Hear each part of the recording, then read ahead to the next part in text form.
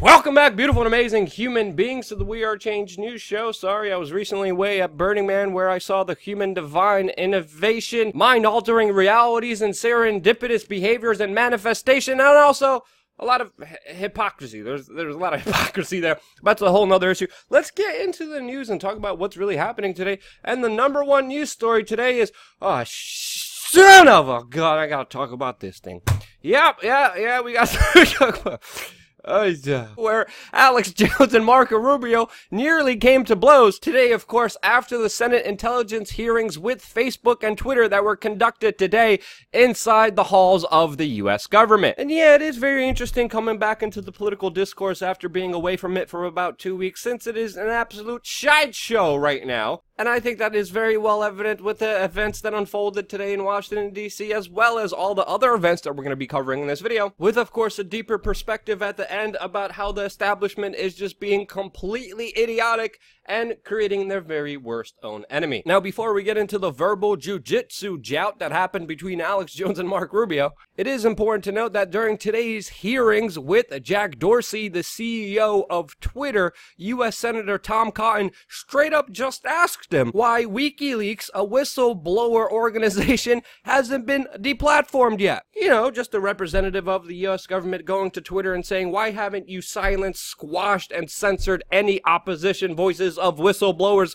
who are within the U.S. government, who let the people know of this country all of the horrible and illegal things we're doing? Yeah, why haven't you prevented people from seeing that? Which is a great example of the arrogance and hatred that members of the U.S. government have towards freedom of speech. Also outside, Jack Dorsey, the CEO of Twitter, was asked why Julian Assange, the founder of WikiLeaks, still does not have a verified account, which of course, not surprisingly, he didn't answer. And ultimately, the main issue of monopoly corporations censoring free speech was not addressed, with the overall consensus being applauded by big statists and big government types who ultimately don't see a few technocrats deciding what people can and cannot see as a big issue. During the hearing, Jack Dorsey ultimately gave a lot of non-answers, repeatedly saying, we have no idea, and that, quote, we're working on it. Which, of course, was very satisfactory to U.S. government officials, but not to people online. Which I totally agree with because, yeah, duh, Twitter has an obvious bias, and we have seen that demonstrated time and time again with not just right-wingers all the time, but also people who are anti-establishment,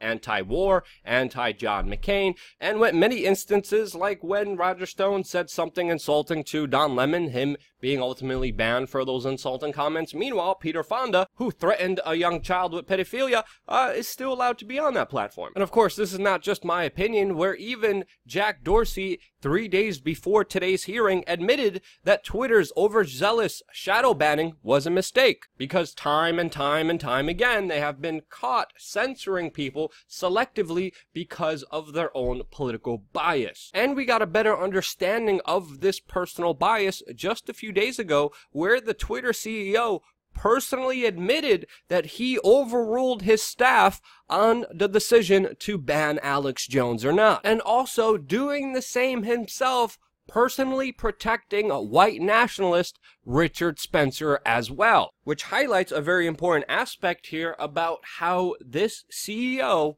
personally decides who gets blacklisted or not. Which brings us to a very important point that we have been talking about for years on this YouTube channel, but is best well described by Tristan Harris, a former Google employee and now whistleblower, who said, quote, we don't talk about how a handful of people working at a handful of technology companies through their choices will steer what a billion people are thinking today. And that's a critically important issue that will plague us and future societies to come at a grander level than we can even comprehend right now. And that should have been the main issue today that was highlighted, focused, and talked about, but no. The main issue, of course, right now is U.S. Senator Marco Rubio physically threatening violence against radio talk show host Alex Jones, who has been censored from many online platforms, where Alex Jones lightly patted him on the shoulder,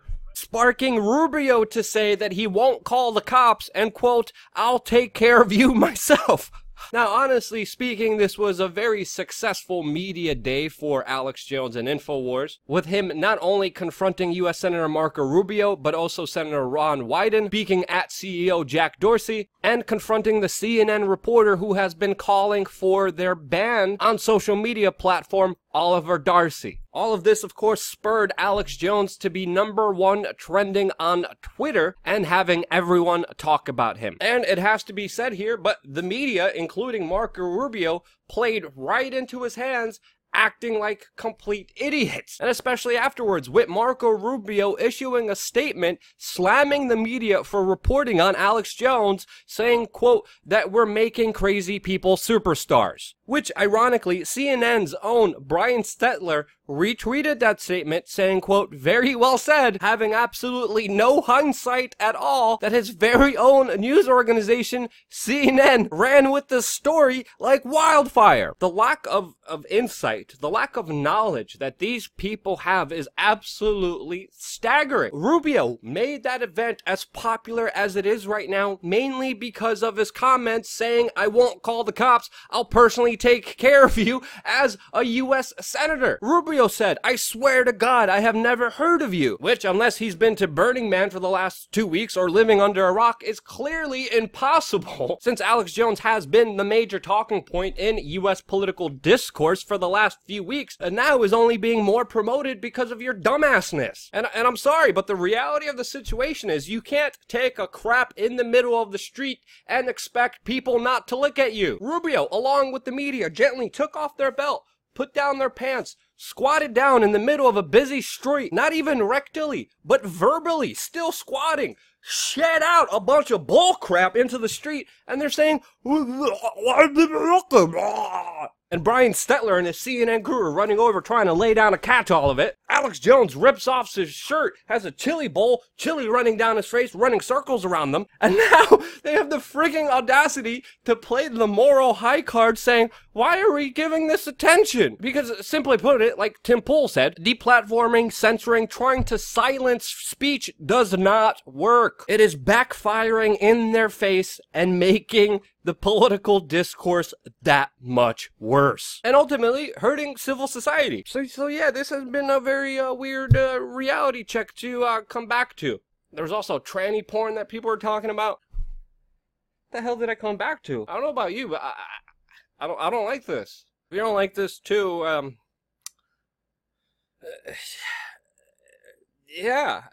If you don't like this too, I guess yeah, I don't know. Subscribe to our channel or something. If you think I'm wrong, you're definitely gonna let me know in the comment section below. And oh yeah, some other things happened in the news today that are completely irrelevant and no one is talking about, like the fact that Yemen is seeing a new wave of cholera outbreaks through, of course, the U.S.-Saudi Arabian coalition bombing and airstriking the crap out of them, creating the worst humanitarian crisis in the world. Meanwhile, America's greatest ally, Israel, has just revealed that it has attacked Syria over 200 times. But yeah, nobody really cares about that. We're all talking about this. So yeah, don't forget to support your indignation against society by checking out our Teespring store and, you know, allowing us to still survive and somehow be here. Remember, don't be a dumbass crap or a crap licking, just an intelligent person who doesn't treat politics like team sports. And, holy cow, it's so weird being back doing this. I don't know what to say. I still love you guys. But yeah, we'll see where we go from here with this YouTube channel. Thank you again so much for watching. Stay tuned for more, I think. I don't know. Questioning everything. Whenever there are riots anywhere in the world, Luke is there on the ground. Oh shit, shit. Oh shit. Ah, I'm a fucking journalist, you motherfucker! Immediately disperse. You must leave the immediate vicinity. When politicians need a reality check, he faces them and confronts them head on. What happens when you worship Moloch at the Bohemian Grove? Well, when there's an injustice in the world, we expose it. They also talk about some hippy-dippy stuff like mushrooms, DMT, acid, quantum physics, consciousness, and seeking solutions to the problems that we face. We travel the world, question authority, stand up for our rights, and fight back against the elite with the greatest weapon humanity has ever had in history, a video camera. We are fully funded by you and only you. No one else tells us what to do because together we are change. Thank you,